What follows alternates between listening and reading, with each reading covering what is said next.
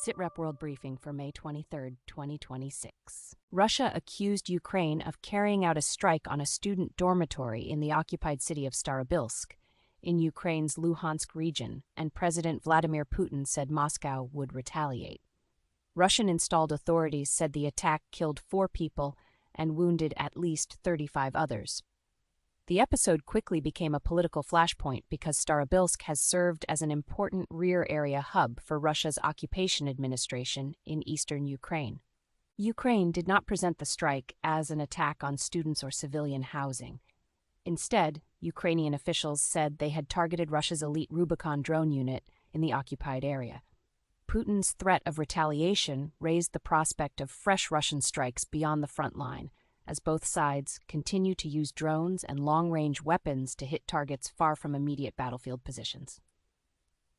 Starobilsk has been under Russian control since the early phase of the full-scale invasion, and any strike there carries military significance because it signals Ukraine's ability to reach into occupied logistical zones, command sites, and drone operations centers. Senegalese President Bassirou Diomaye Faye dismissed Prime Minister Ousmane Sonko on Friday and dissolved the government in Dakar. The move followed months of friction inside the leadership tandem that had come to power together, and it immediately injected new uncertainty into a country already grappling with a debt crisis and a broader struggle over who would set policy at the top of the state. The dismissal marked the collapse of a partnership that had been under strain for months. Sonko had been one of Senegal's most prominent opposition figures before Faye became president, and the arrangement between the presidency and the prime minister's office had increasingly looked unstable as disagreements over key policies and political authority sharpened. By dissolving the cabinet at the same time he removed Sonko, Faye forced a full political reset rather than a limited reshuffle.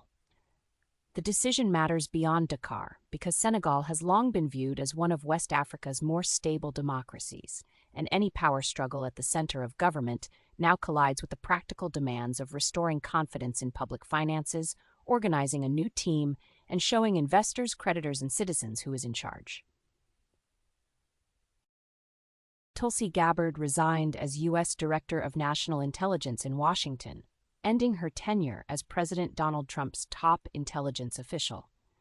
Gabbard said she was stepping down to support her husband after his diagnosis with a rare bone cancer, and her exit created another senior vacancy inside an administration already managing multiple national security files at once. Gabbard had taken the post at the start of Trump's second term, putting a politically unconventional figure in charge of coordinating the U.S. intelligence community. The Director of National Intelligence sits above a sprawling apparatus that helps synthesize assessments from multiple agencies for the president and other senior officials. So a resignation at that level carries operational and political significance well beyond a normal personnel change. Her departure leaves Trump needing to reassure allies, lawmakers, and intelligence professionals that continuity will be maintained in the daily flow of threat analysis, covert briefings, and strategic warnings. In Washington, leadership turnover in intelligence matters because the office is designed to bridge agencies, smooth disputes over analysis, and present a unified picture to policymakers. U.S. Secretary of State Marco Rubio used the NATO foreign ministers' meeting in Sweden to press allied governments for more support. Rubio specifically urged stronger backing for U.S. efforts tied to the Iran war and to reopening the Strait of Hormuz, turning the gathering into both a diplomatic lobbying campaign and a test of allied willingness to answer Washington's demands. At the same meeting, Rubio sought to reassure European allies unsettled by mixed signals over U.S. force posture on the continent. The reassurance effort came after Trump said he wanted to send more troops to Poland, even though his officials had canceled a similar deployment only a week earlier, leaving NATO governments trying to determine whether Washington was reinforcing its commitment on the eastern flank or treating troop movements as a transactional bargaining tool. The foreign ministers' session in Sweden mattered because NATO is trying to keep deterrence credible in Europe, while also responding to instability farther south and east, including the security and energy risks around the Gulf. Rubio's dual message, demanding more allied burden sharing and trying to calm anxieties about U.S. troop decisions, highlighted a familiar tension. Washington wants Europe to do more, but repeated questions about American staying power make it harder for allies to plan, spend, and align quickly. A gas explosion at a coal mine in Shanxi province killed at least 90 people on Saturday, making it one of China's deadliest mining accidents in recent years. State media said additional miners were still missing after the blast, and rescue operations continued at the site as authorities worked to account for those underground. The accident struck in Shanxi, China's main coal-producing region, where heavy reliance on deep mining has long made industrial safety a national political issue and an energy concern. Chinese President Xi Jinping ordered an all-out rescue after the explosion. 6 emergency rescue teams, totaling 345 personnel, were sent to the scene, according to state media, as crews searched for survivors and local officials coordinated the response. Shanxi occupies a pivotal place in China's energy supply chain, so a disaster of this scale is likely to renew scrutiny of mine ventilation, gas monitoring, and enforcement of safety rules across the country's vast coal industry. SpaceX launched its Starship V3 rocket on a test flight on May 23, sending what it described as the largest and most powerful rocket system ever built into another trial of the vehicle that underpins plans for lunar and Mars missions. The company completed splashdown operations in the Indian Ocean after an earlier launch attempt had been postponed, marking a full mission sequence that moved beyond liftoff and descent into a planned end-of-flight water landing. The splashdown concluded with what was presented as a planned explosion in the Indian Ocean, signaling SpaceX had carried out the intended terminal phase of the test profile.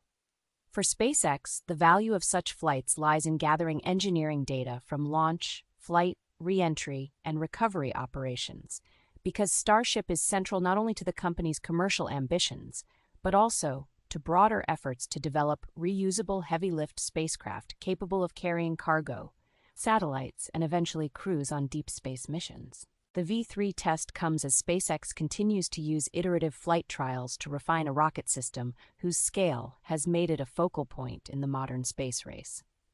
Successful launch and controlled end-of-mission operations matter because Starship is expected to play a major role in future NASA-linked lunar architecture, large satellite deployment, and long-duration exploration plans, and each test helps determine whether the company can make a fully reusable Super Heavy launch system reliable enough for routine operations.